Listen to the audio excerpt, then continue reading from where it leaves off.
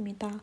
오늘 소개해드린 책은 제가 얼마 전에 제주도 여행을 다녀왔는데 거기 독립서점에서 직접 구매한 책입니다. 오랜만에 영상을 찍게 되었는데요. 오늘도 모두 편안한 밤이 되셨으면 좋겠습니다. 그러면 시작해볼까요? 택시를 타고 무작정 달려가는 날까지 한밤중에 갑자기 사랑하는 사람이 보고 싶어진다. 보고 싶다. 그런 생각이 들면 그 마음은 가슴속에서 점점 부풀어 오르기만 한다. 그러다 문득 정신을 차려보면 그 마음이 자기 몸의 3배쯤이나 커진 채 방 안에 떡하니 자리 잡고 있다. 지금 몇 시지 생각하니 지하철은 끊겼다. 내일 할 일을 떠올려 보니 아침 일찍 일어나야 된다. 그 사람 집까지의 거리를 할증 요금으로 환산해 보니 지갑 사정이 빠듯하다. 그래도 벌떡 일어선다. 이런저런 상식이나 계산 따위는 집어치우고 한밤중에 밖으로 뛰쳐나간다. 빈 택시를 잡아타고 사랑하는 사람의 주소를 외친다. 아저씨, 땡땡으로 가주세요. 빨리요. 완벽하다. 완벽한 사랑의 병이다. 내가 언제나 동경에 맞지 않는 바보 멍청이의 모습이다. 불같은 연애를 하고 싶다는 말이 아니다. 아무리 불같은 연애를 한다고 해도 이렇게 택시를 타고 달려가는 행동이 빠지면 아무것도 아닌 거다. 그래, 나는 단지 그런 상황에서 택시를 타고 무작정 달려가고 싶은 거다. 나는 1년 내내 좋아하는 사람이 있지만 지금껏 한 번도 택시를 타고 달려간 적도 누군가 내게 그렇게 달려온 적도 없다. 20살 때까진 부모님과 함께 살았다. 집은 요코하마였지만 주변이 온통 논밭과 산천으로 둘러싸여 누가 봐도 총구석으로 택시 같은 건 거의 다니지 않는 곳이었다. 택시를 타려면 일단 버스로 좀 큰 역까지 나가서 거기 택시 정류장에서 줄을 서서 기다려야 했다. 그리고 그 버스마저도 10시에 끊긴다. 이래가지고는 안 된다. 버스 정류장까지 가서 버스를 타고 어쩌고 저쩌고 할 수는 없다. 게다가 10시라니 한밤중에 누가 보고 싶어지면 그 마음이 사그라지기 전에 당장 택시를 타고 달려갈 수 있는 상황이 되어야만 하는 거다. 그런데 내가 한밤중에 택시를 타고 달려가지 못하는 더 큰 원인이 있다는 걸 나도 잘 알고 있다. 그건 바로 연애할 때 지기 싫어하는 내 성격 때문이다. 연애는 역시 승부지. 연애란 아주 고리타분한 생각이긴 하지만 역시 이기고 지는 것, 즉 승부라고 생각한다. 더 많이 좋아하는 쪽이 항상 비참하고 슬프고 결국엔 지게 된다. 양쪽 다 보기 좋게 이기고 싶은 마음에 때로는 고집도 부리고 밀당도 하는데 그게 또 재미있는 거다. 하지만 연애에서 지기 싫어하는 나 같은 사람은 항상 별것도 아닌 승부를 겨루기 때문에 완전히 백기를 줄 수 있는 패자가 문득 부러워진다. 한밤중에 연인을 만나러 택시를 타고 달려가는 것. 그것은 나에게는 완전한 패배다. 그 사람 집까지 택시비가 얼마 나오든 상관없어. 내일 일찍 일어나야 하지만 상관없어. 그가 날 보고 난처해 할지도 모르지만 그래도 상관없어. 이 모든 상관없어는 오로지 보고 싶단 말이야로 연결된다. 그리고 그가 정말로 난처해하는 바람에 내가 슬퍼지면 그거야말로 완전한 패배인 거다.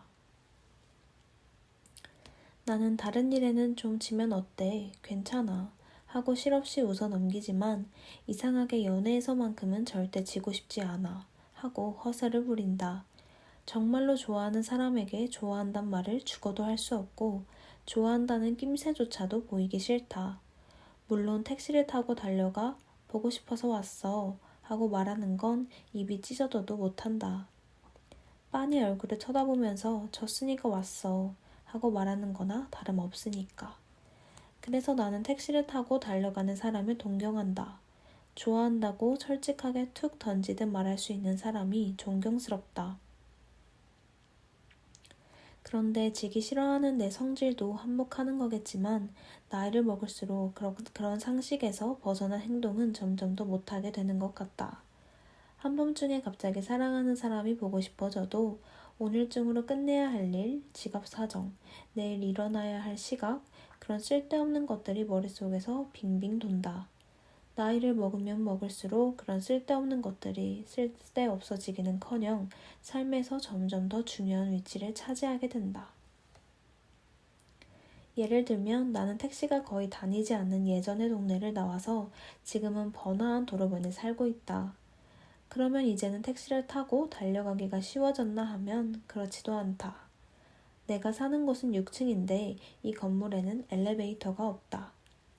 갑자기 누가 보고 싶어져도 6층 계단을 생각하는 것만으로 도저히 무리야 하고 주저앉아 버리고 그러다가 스르륵 잠이 들고 만다. 그렇다.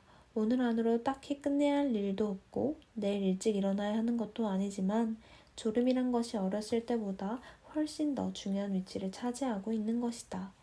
지금 당장 그 사람이 보고 싶지만 조만간 볼 수 있겠지. 지금은 그냥 자자. 이렇게 돼버린 거다.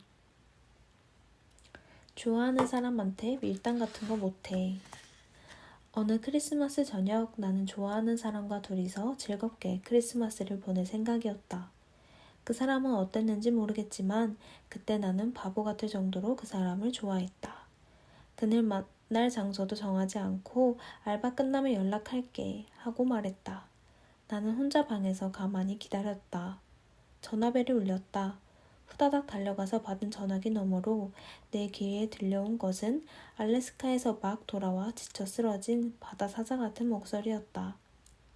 그 전날 술이 덜 깬 채로 아르바이트까지 하는 바람에 온몸이 파김치가 됐다며 오늘은 그냥 넘어가자. 그는 그렇게 말했다.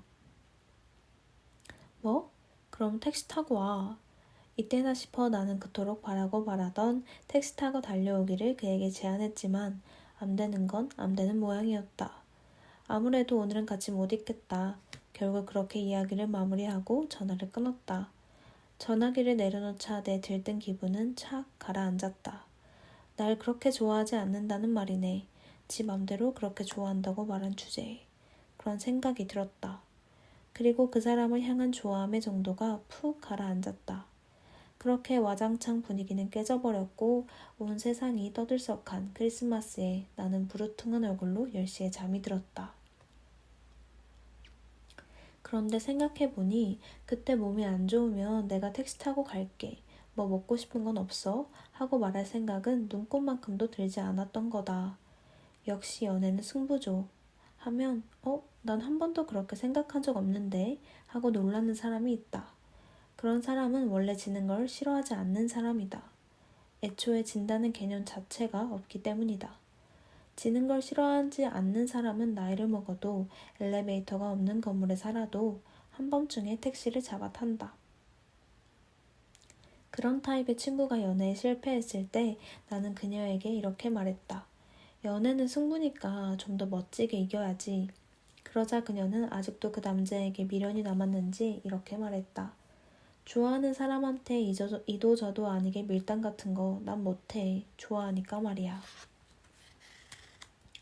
이렇게 말할 수 있는 사람은 그 솔직한 성격 때문에 연애가 맘대로 되지 않는 경우가 종종 있기는 하지만 그래도 마지막에는 웃으면서 승리를 거머쥐지 않을까? 하긴 그런 사람은 그렇게 돼도 그게 승리라는 생각조차 떠오르지 않겠지만